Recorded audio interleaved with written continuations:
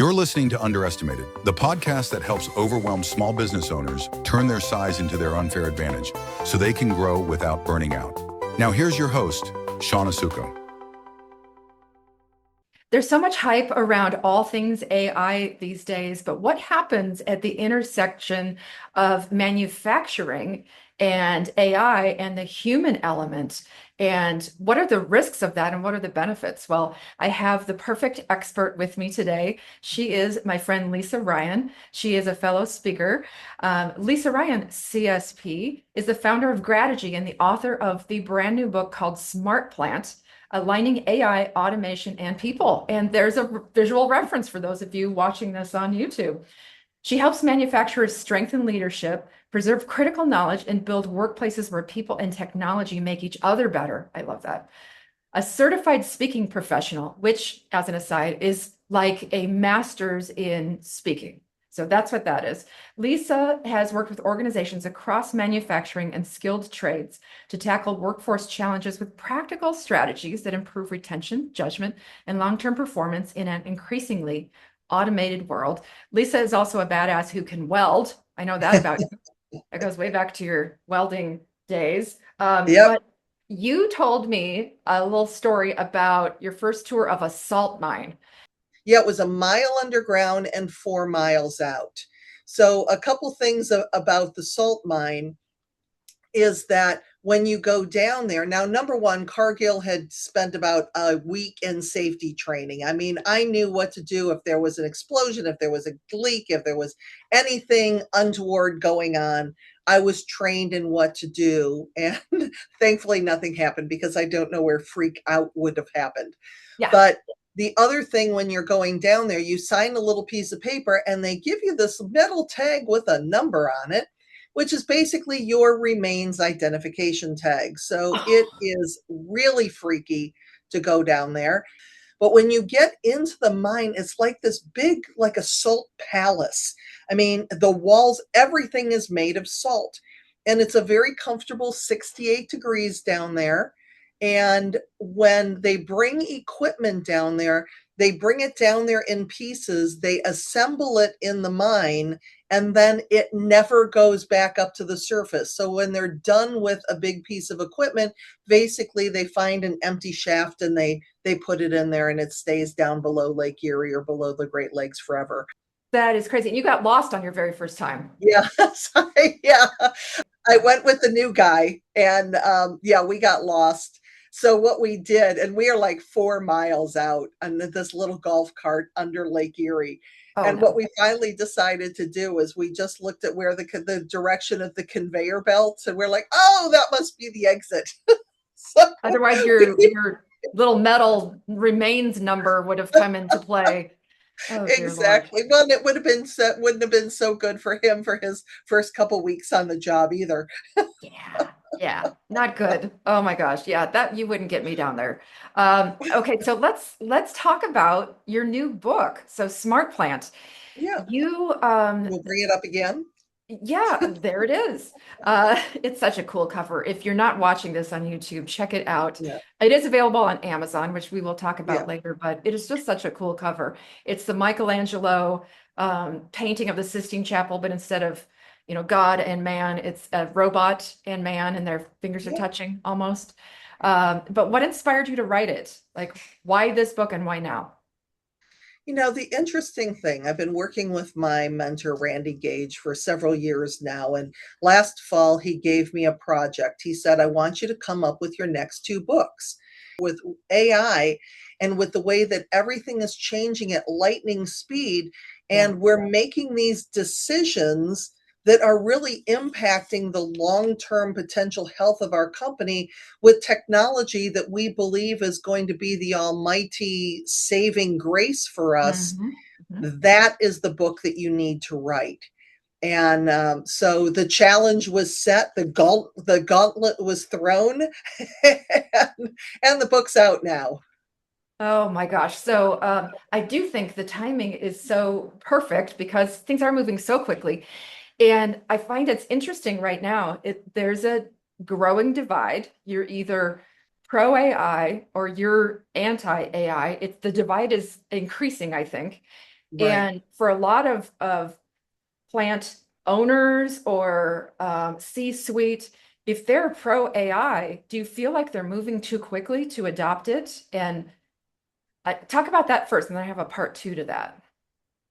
Well, I think back, remember back in the day when the internet first came out and everybody would say, well, I saw it online, so it must be true. Yes.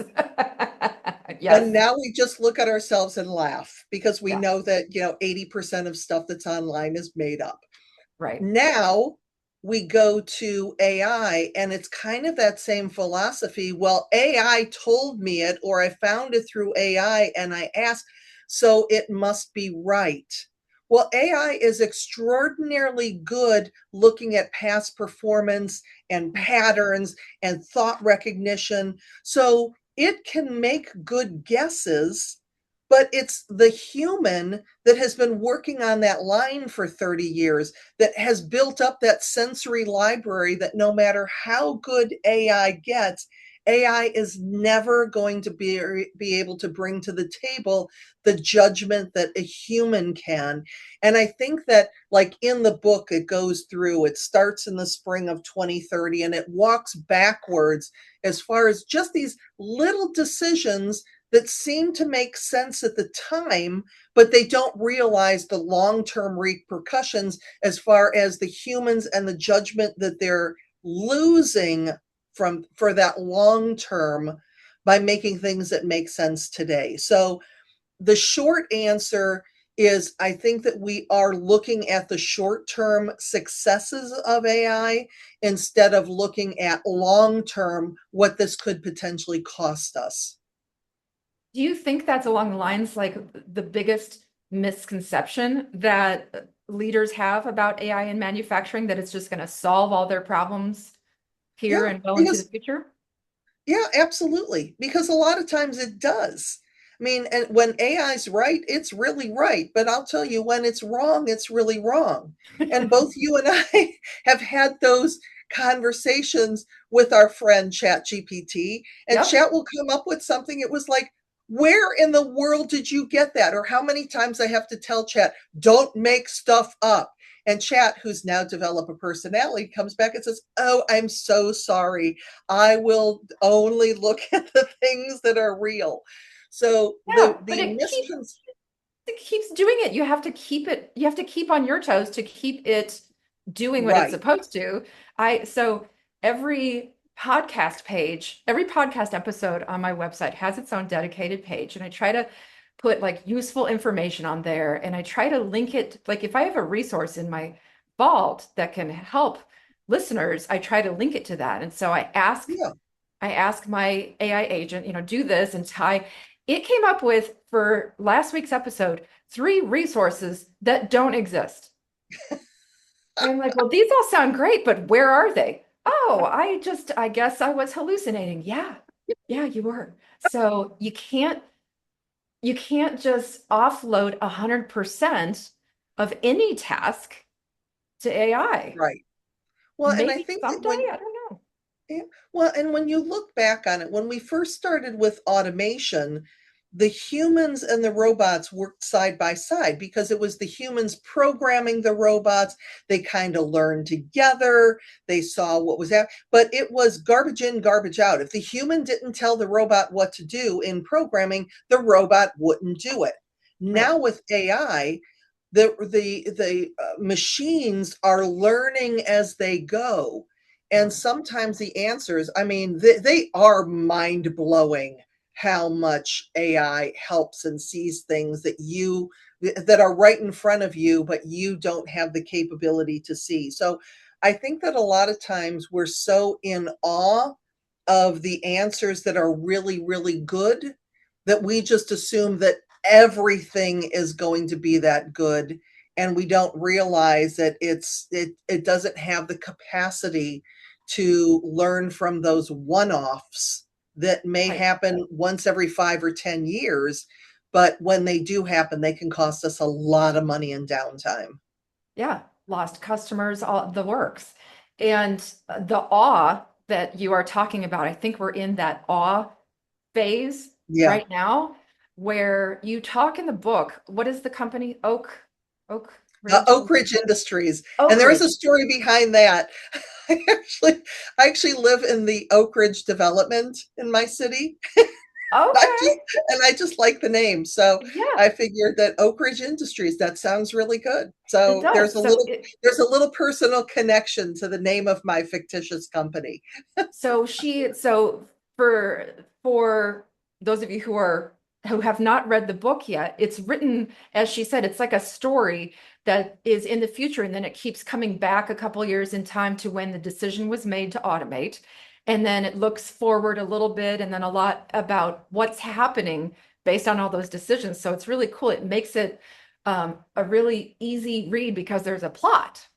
It's not just all Yeah. scientific and advice.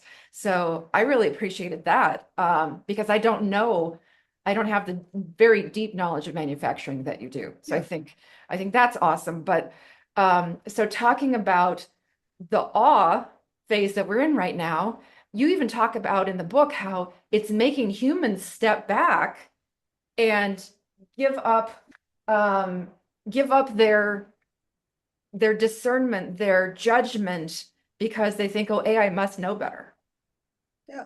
Well, that and like the in the very beginning story with Marta and Devin, and Marta was hearing a bearing and she's like, that just doesn't sound right. And Devin was like, well, should we report it to somebody? Now, Devin is brand new with the company. He's still excited and learning. Marta's been there for more than 30 years. And Marta just said, why? They're not going to listen anyway. Devin did report it, and exactly that happened. The leadership said, well, you know what? The dashboards are green. Just mind your business and get back to work. Yeah, So, how many times can Marta come forward and say, hey, something's not right here? And they'd say, you know what? The dashboards are green. Get back to work. That she's going to be like, I am not even going to waste my breath. I'm going to sit here because here's the thing, when Marta fixes something that broke, Marta's a hero. But if Marta brings something to mind that might break, then she's just being paranoid. And if she right, brings something and they stop the machines and it didn't work, then Marta's just being overcautious. So there's more punitive instead of listening to Marta and saying, you know what, we really appreciate the fact that you let us know because, man, that could have really cost us a lot. And yeah, the other one that was at the beginning, but then we talk about Frank, who had been there for decades and he retired. And the thing is that nobody bothered to ask Frank what he knew that nobody ever asked him about. And so right. you see the pattern that 3 weeks after Frank leaves, people are still able to call and say, hey, where's this? What's going on? Can you help me with it? But 6 months or a year after Frank leaves, he's going to be like, figure it out for yourself there, buckos. I'm on the Yeah, golf course and playing with my grandkids. I don't have right. time for you. So we You've need lost to that. capture that Yeah. legacy knowledge that's walking out every day like Frank did. So what lessons do you have? I know I'm skipping way ahead. Oh, Um, that's okay. what lessons do you have for leaders to be able to do that? Because it's capturing knowledge in an entirely different way than they're used to, like capturing gut feelings and capturing sensory things that machines won't ever pick up on. Yeah, and there's not obviously a clear answer for what is the information that we think that we may need at some point in the future. But it is looking at when we're making these decisions, what are the things that can go wrong? You know, my friend Ray all the time talks about what he likes to do with his clients is called a murder board. That basically you put an idea up on a blackboard or whiteboard, and then you try to murder it. All the reasons why it would not work. So, for example, when Oak Ridge Industries decided to go from 6 managers down to 4 managers, sounds like a great idea. Let's put it up on the board. What could happen? Well, the good news is we're going to save money. We're going to save redundancy. We're going to save payroll, all that. But well, what could get? Well, now the managers don't have as much time to spend with the employees. They're not going to be as aware of what's going on the floor. The employees aren't going to have that same level of connection. They may not feel comfortable telling their managers when they're feeling different things that may be going wrong with the machinery. So what looks good on paper, it's like all of those judgments are removed because you don't have that interaction of people that are together every day in the plant looking at how the work is working. How the work is working. So in researching this book, you had a lot of conversations with Yeah. manufacturing leaders. What did you learn through that process about all of this? Well, yeah, that was the biggest insight when the idea first came together. I was like, "Well, how am I going to get the research that I need?" And then I was like, Yeah. kind of had a yeah, duh moment. I've been doing my podcast, The Manufacturers Network, since 12321. So it's January 23rd, 21. I started on that date because I liked the date. But since then, I have over 200 interviews that I've done. And so I was able to find this AI program on because all of my Manufacturers Network podcast is in its own channel on YouTube as well. It's audio only. And I was able to find this AI program that basically took all of the transcripts from all of those and put it into one document that had over 1,000,000 words. I mean, we're talking like, what is that, like 20 or 30 business books that I That's had all the content for. holy And moly. I just really started going through and looking for where the connections were, going back and re-listening to those podcast interviews, looking for the ideas that fit in the Yeah. book. And the other thing, too, it was also kind of an homage. I don't know if that's the right word, but I really wanted to recognize the people that shared so much of their time and insight over the years on the podcast by giving them that mention in the book, because it really it helped out so much from a credibility standpoint, from an understanding standpoint. But to be able to have that level of knowledge in one very, very long document was a nice surprise and a really good resource for me. Yeah, because you don't have the benefit of a whole lot of research on this topic because No, it doesn't exist yet. So you had to look backward to kind of create, especially since you're writing in the future in 2028 and 2030, right. it's a new frontier for all of us, really. Yeah. So, Well, and a lot of my guests on the podcast want to talk about AI, so it came in really handy. yeah. What were some of the themes that you have been hearing from leaders in manufacturing about AI, just out of curiosity? Are they Well, are they there bullish on it? Are they bearish? Are they?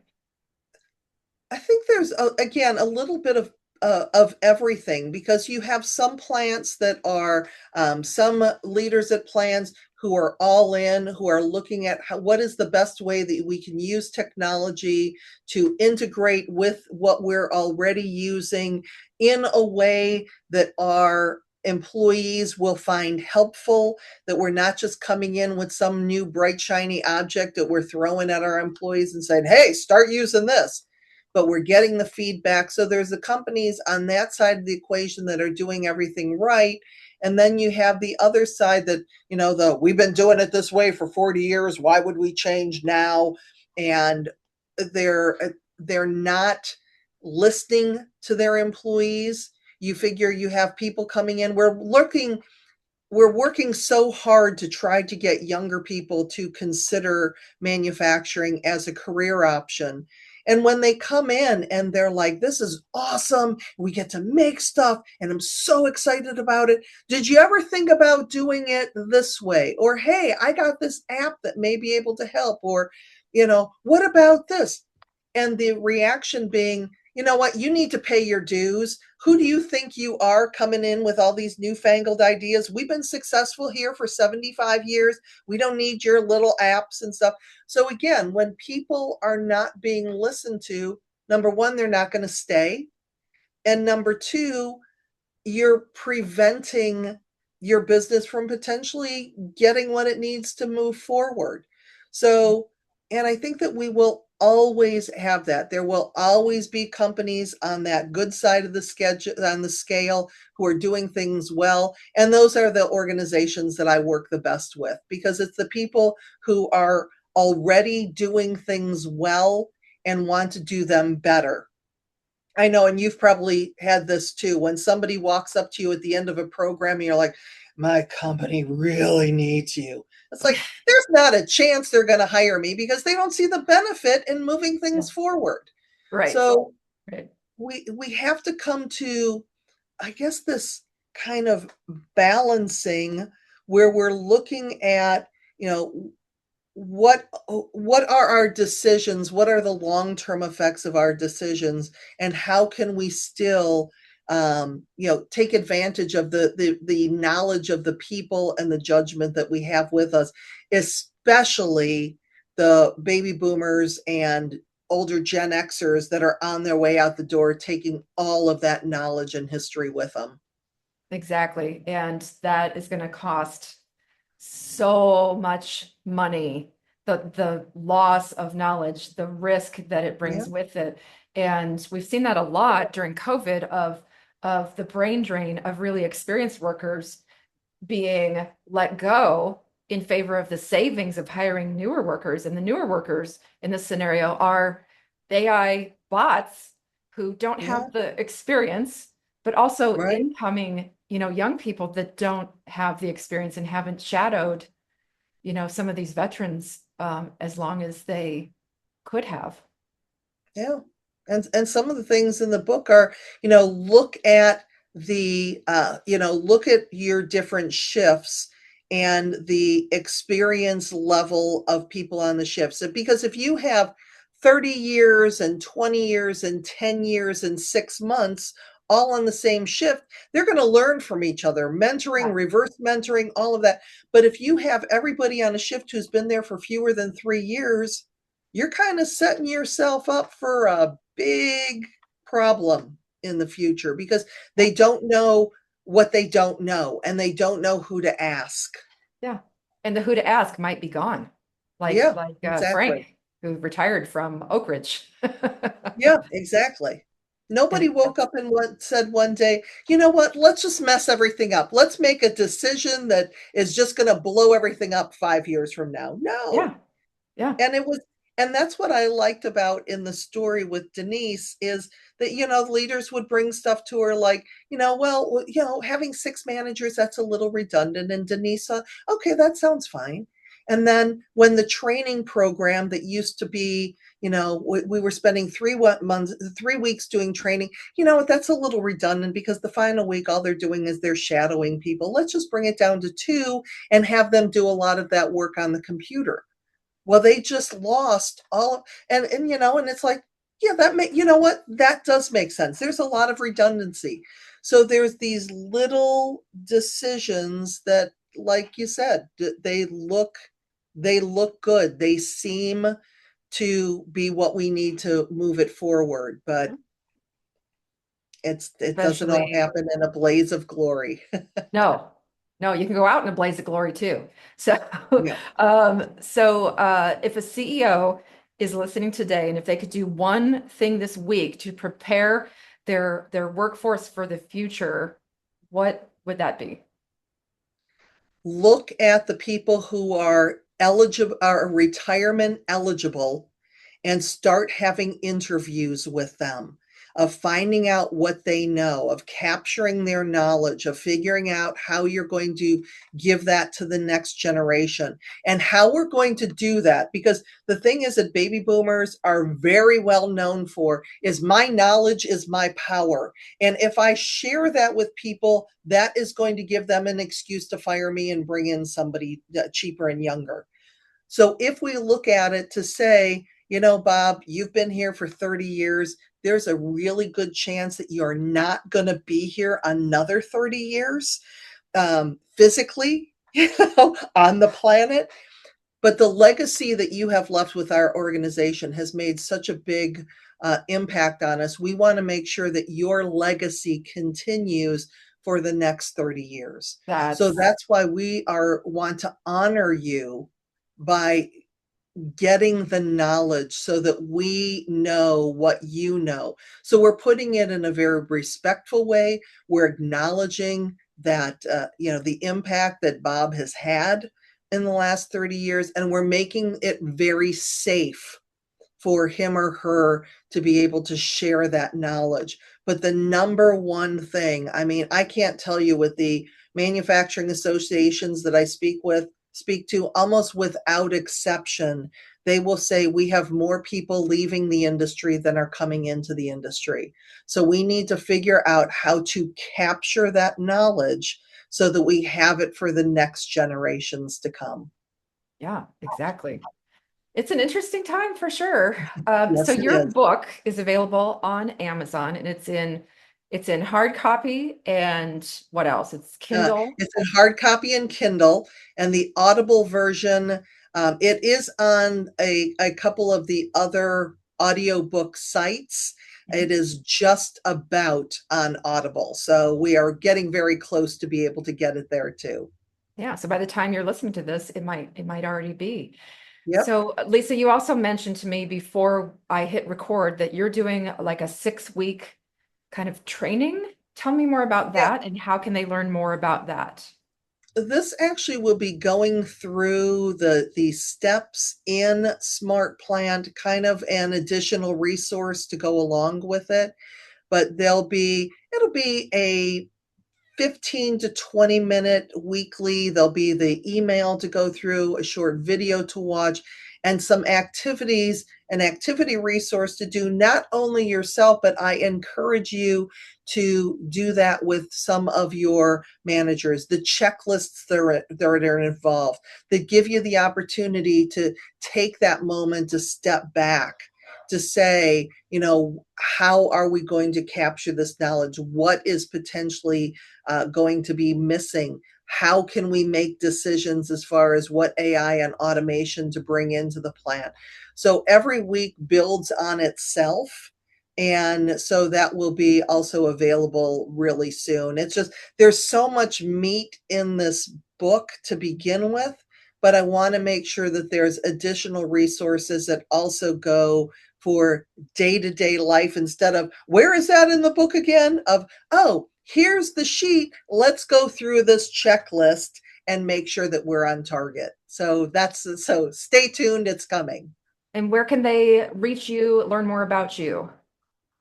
My website is lisaryanspeaks.com. And I am also pretty prolific on LinkedIn.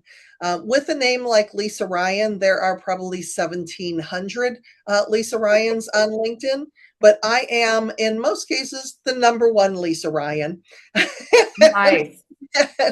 And if you put Lisa Ryan and Grategy, the name of my company, which is a beautiful combination of gratitude and strategy mushed together. But if you do Lisa Ryan and Grategy, I would love to connect with you on LinkedIn as well. Thank you, Lisa. I have one last question. Now, normally my last surprise question for my guests is dogs or cats, but I have a different one for you today.